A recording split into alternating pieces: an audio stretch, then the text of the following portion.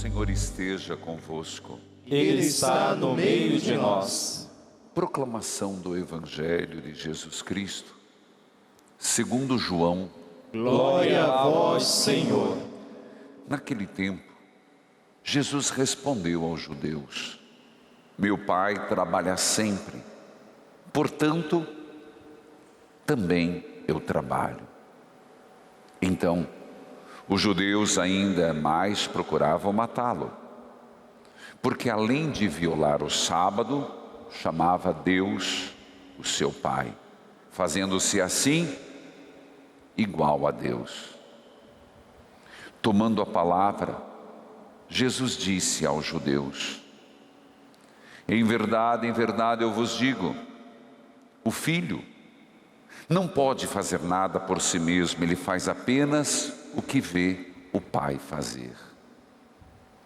O que o Pai faz, o Filho faz também. O Pai ama o Filho e lhe mostra tudo o que ele mesmo faz, e lhe mostrará obras ainda maiores, de modo que ficareis admirados. Assim, como o Pai ressuscita os mortos e lhe dá vida, o Filho também dá vida a quem ele quer. De fato, o Pai não julga ninguém, mas ele deu ao Filho o poder de julgar, para que todos honrem o Filho, assim como honram o Pai. Quem não honra o Filho, também não honra o Pai que o enviou. Em verdade eu vos digo, quem ouve a minha palavra e crê naquele que me enviou, possui a vida eterna. Não será condenado, pois já passou da morte para a vida.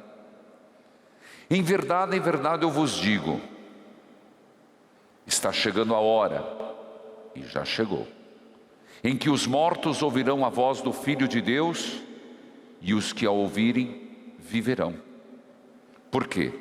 Assim como o Pai possui a vida em si mesmo, do mesmo modo concedeu ao Filho possuir a vida em si mesmo. Além disso, deu-lhe o poder de julgar, pois ele é o Filho do homem. Não fiqueis admirados com isso, porque vai chegar a hora em que todos os que estão nos túmulos ouvirão a voz do Filho e sairão. Aqueles que fizerem o bem ressuscitarão para a vida. Aqueles que praticarem o mal, para a condenação.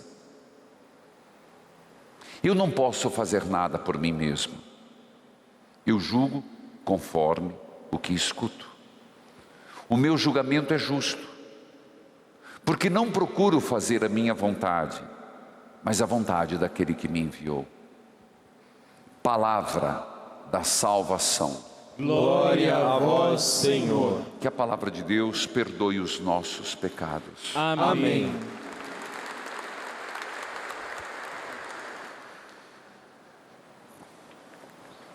Queridos filhos e filhas, continuamos com o Evangelho de São João nesta semana.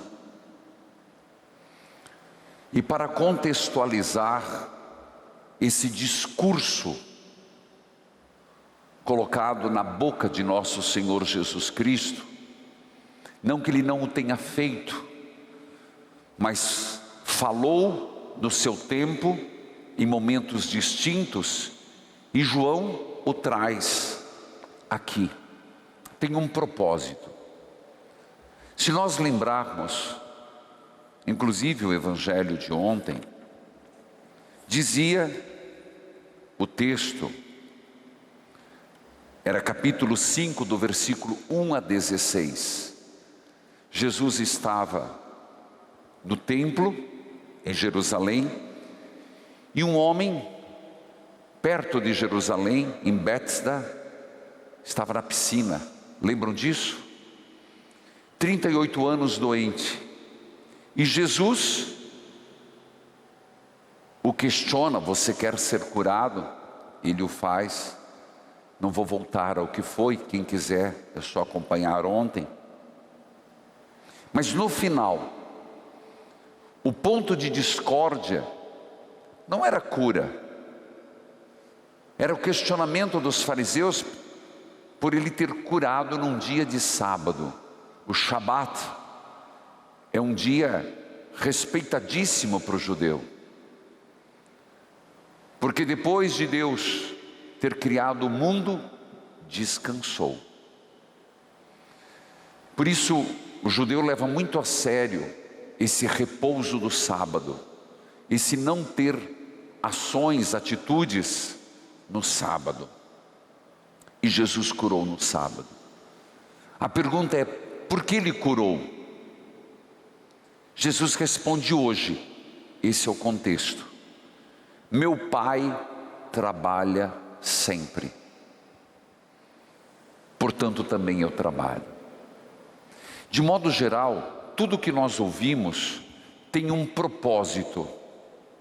O propósito do Evangelho de hoje é mostrar a íntima ligação de Jesus com o Pai. Primeiro aspecto. Segundo, mostrar que Jesus revela o Pai, e tudo que ele faz é como enviado do Pai. Tudo que ele manifesta, tudo que ele revela, e as suas ações estão de acordo com o Pai. Grave isso, nós voltamos depois. Primeiro, Deus trabalha. Exatamente mostrar que a obra da criação não é estática. Não se pode ter uma ideia: Deus criou o mundo e pronto. Não, é o contrário. A ação de Deus é permanente. O mesmo podemos cometer o erro de achar: Jesus conquistou o reino e pronto. Não está pronto. Nós vivemos uma tensão entre vitória conquistada e vitória realizada. Que é isso? Jesus venceu o mal, venceu. Jesus venceu a morte, venceu. Jesus venceu o diabo, venceu. Mas a manifestação, a realização, a concretização disto depende de mim e de você. Cada geração faz o seu papel. Hoje, se a gente olhar para as guerras, a gente percebe que o mundo, os nossos governantes, distanciaram muito o reino de Deus. É ou não é? É ilógico, inadmissível. A partir de que a paz se aproxima, maior manifestação do reino de Deus. No mundo de injustiça, a conquista de Jesus, a vitória de Jesus, o ser humano empurra Deus para fora. Entenda que é uma ação humana. A vitória está garantida, mas o mundo não aceita.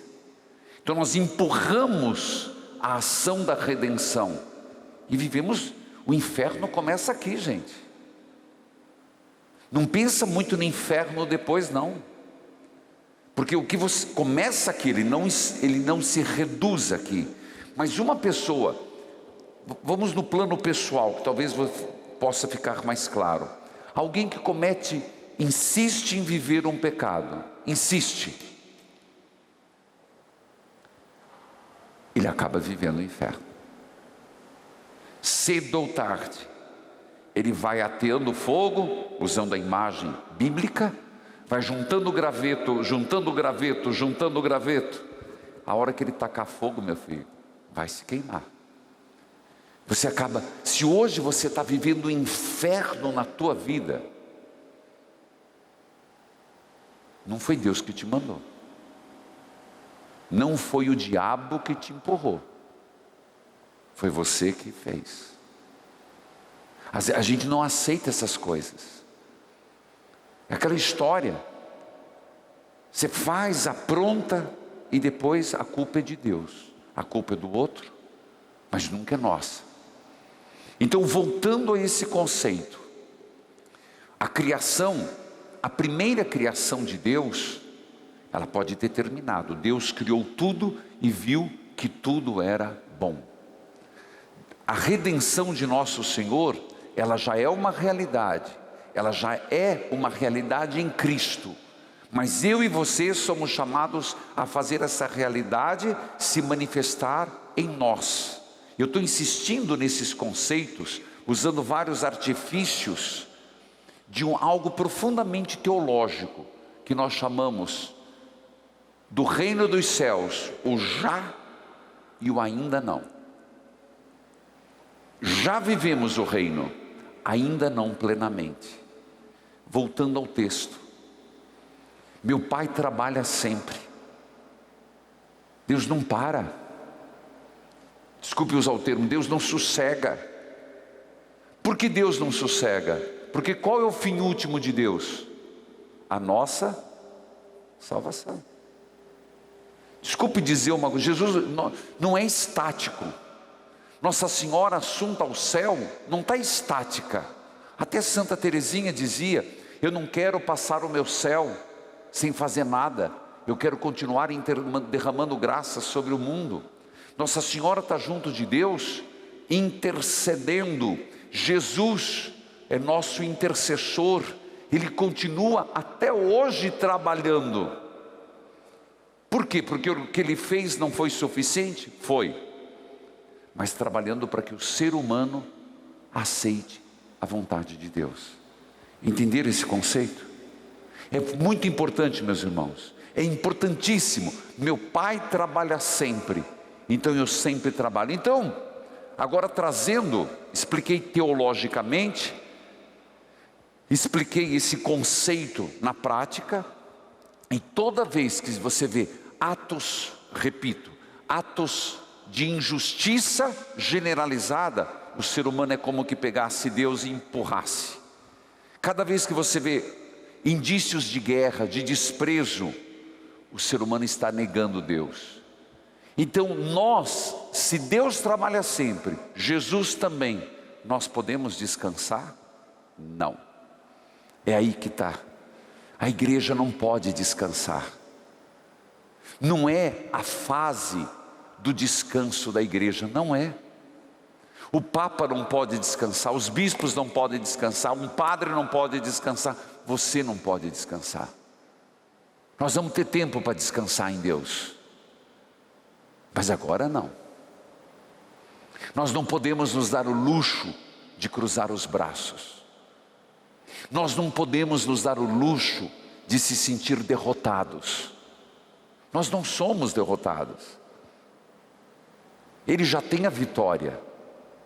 É só manifestar essa vitória no nosso tempo. Por isso, e isso é tão importante, porque nos dá uma certeza, nos dá uma alegria. Nós estamos do lado de quem já venceu.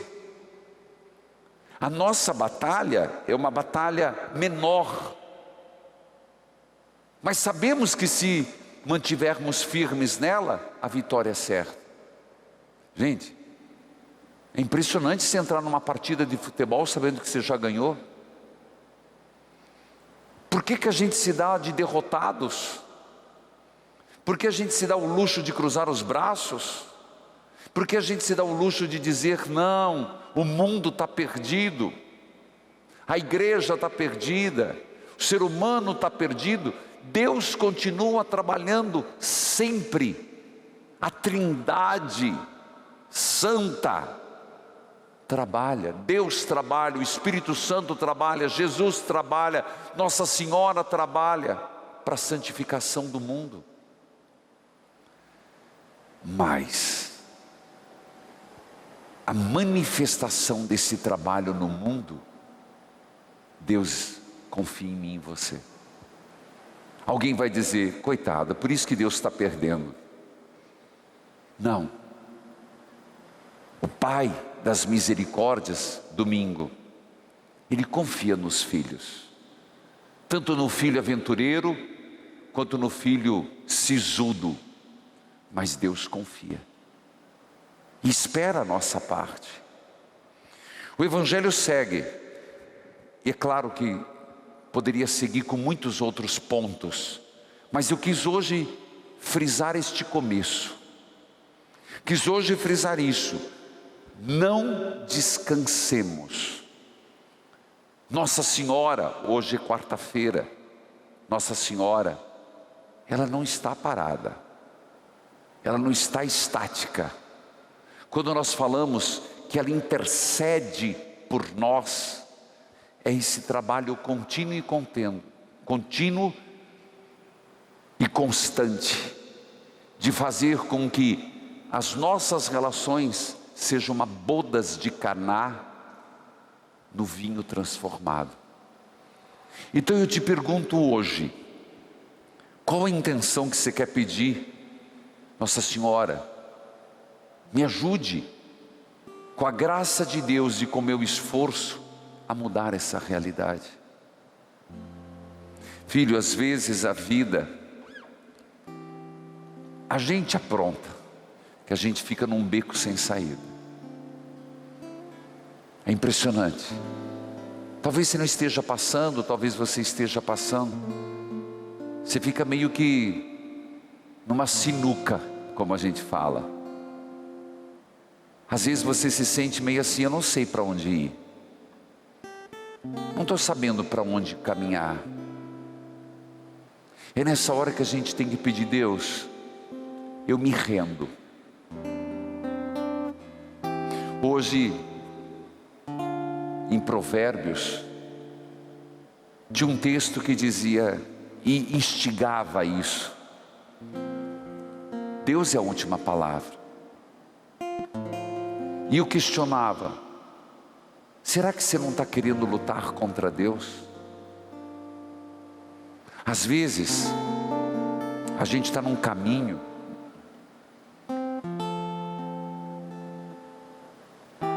de erro, insistência no erro. E quando eu falo isso, não pensa coisa cabeluda, não, de amargura,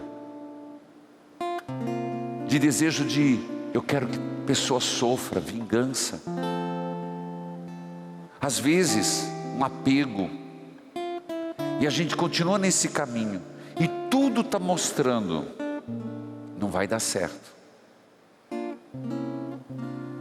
E a gente esquece de dizer: Deus, eu me rendo.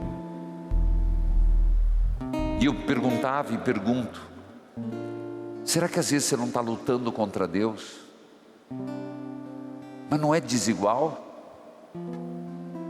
Por acaso você está achando que você vai vencer? Sério isso? Realmente sério? Que você vai tentar lutar contra Deus? É impressionante porque tem um texto de Jeremias que diz assim: seduziste-me, Senhor, eu me deixei seduzir, numa luta desigual, dominaste-me, Senhor. Jeremias quis lutar contra Deus.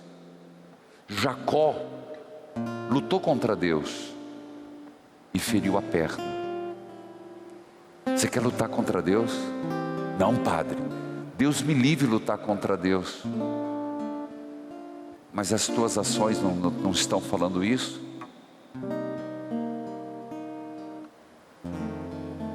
A insistência no erro não está mostrando isso?